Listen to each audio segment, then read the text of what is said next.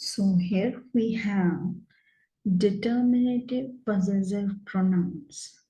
Determinative possessive pronouns means these are the possessive adjectives when we tell that the particular some particular thing is mine. Okay, so for example, this is my pen, this is my book. So in this case, we are putting I'm showing my possessiveness before noun. Okay.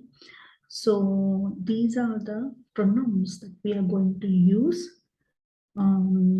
before showing possessiveness for the thing. Okay. Now first I'll tell you once again I'll repeat about this table that I have arranged. Suppose there's a narrator or the communicator. For example, I want to communicate.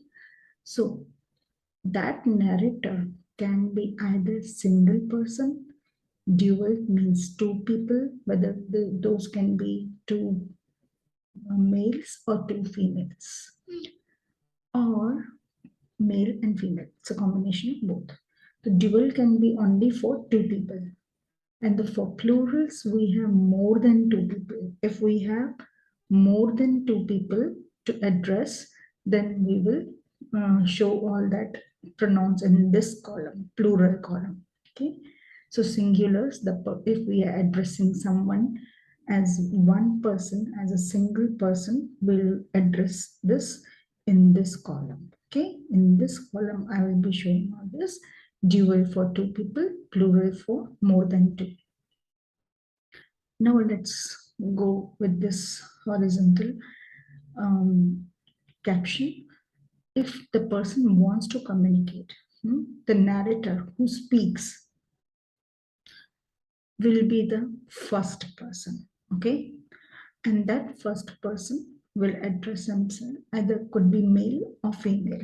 Again, if this first person who is speaking to the to the listener will be second person. Okay, the person who listens to the first person will be called as second person, and that could be also either male or female.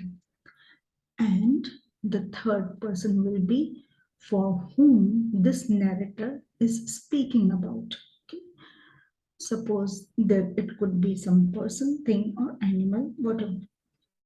So the narrator who is speaking about will be addressed as third person. Okay. So first person is the speaker, second person is the listener, and third person is these two people talking about. Okay. So in this case, suppose I have a root word kitab, book. Okay. So book is called as kitab in Arabic. So first person will say, this is my book. So this means hadha, hadha. And if he wants to say that this is my book, so my will be addressed as e. Okay. So this is my book will be called as hadha kitabi. Hadha kitabi. Now this e will be suffixed to the word kitab. Okay, it will come after kitab. The root word is kitab. Okay, so haza, this means haza kitabi. That means kitabi. When we address e in the suffix, we will say my book. And in Arabic, we don't have helping verbs. Okay, auxiliary verbs are not there. So we'll use haza kitabi. And for singular and for dual and plural in this first person, we have only common words, whether it is male or female. They will say only haza kitabi. And for dual and plural also, there is na. Na to be suffixed with word kitab. So kitabunna. Okay, we'll say kitabunna. This is our book. This is our book. So we'll say haza kitabunna. Now, suppose narrator, the person who speaks, wants to say, this is your book. Then in this case, we will say, kitabuka, ka. Okay. So, ka will be suffixed with the root word kitab. This is your book. So, haza kitabuka. And this is for male, kitabuka. And then female, kitabuki. Okay. So for female, we say kitabuki, means this is your book. Haza kitabuki. Okay. And there are dual. If there's a case for dual, two males, then the comma will be suffixed to the root word kitabu. So root word is kitab. We'll say kitabukumma. Haza kitabukumma. This is your book, means you both. Okay, you both will be addressed. Two males. Haza kitabukumma. And for female, it will be if there are two girls, two women, to haza kitabukunna. Okay, kitabukumma for male, kitabukunna for female. Now, if there are more than two people, okay, then for male, that is kitabukum. So, haza kitabukum. This book is your. Female, kitabukun. For female, we say kitabukun. Haza kitabukun. So, this is your book. Next. For third person, suppose a narrator wants to tell second person that this is his book.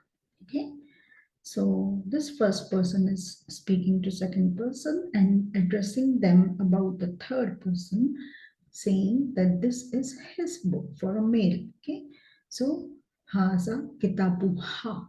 Sorry, my mistake. Haza kitabuhu for male.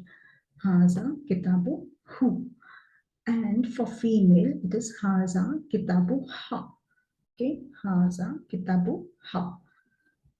For two males, haza kitabu humma. Haza kitabu humma. And for female, haza kitabu hunna. This is their book. This is their book. So for males, it is kitabu humma. And for female, we say kitabu hunna. And for the last section, that is more than two people are there. And for male, we have hum. And for female, we have hun. So, haza kitabu hum. Haza kitabu hum. For female, we have haza kitabu hun. Haza kitabu hun. Haza kitabu hun. So that's all for this determinative possessive pronouns. For the first person, my, we will suffix the E alphabet with the root word, whichever noun is there. Suppose kitab, then I took the word kitab as a for the possession, then I suffixed this E with kitab. So, haza kitabi, haza kitabunna, haza kitabuka for male, haza kitabuki for your, that means for female, if I want to address it to female. And if I want to address for two males, I'll say kitabukumma. For two females, we'll say kitabukunna. And more than two males are there, then we will address kitabukum. And for more than two females, kitabukun. For the third person, the first person is telling the second person about the third person that this book belongs to this male. So kitabuhu and kitabuha. Okay, and for two males, we'll say kitabu humma. And if there are two females, the kitabu hunna. Their book, their male and female. And again, once again, plurals, kitabuhum and kitabuhun. That's all for the determinative possessive pronouns, and this in English we also call as possessive adjectives.